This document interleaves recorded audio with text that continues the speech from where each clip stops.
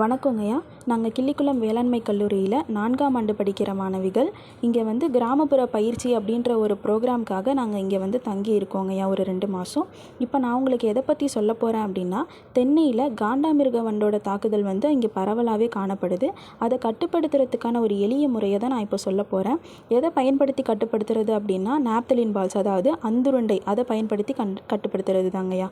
இந்த அந்துருண்டைகளை இந்த மரத்தில் வைக்கிறது மூலியமாக இதோட வாசனைக்கு காண்டாமிருக வண்டுகள் ஈர்க்கப்படாமல் மரங்கள் தாக்கப்படாமல் காப்பாற்றப்படுதுங்கய்யா.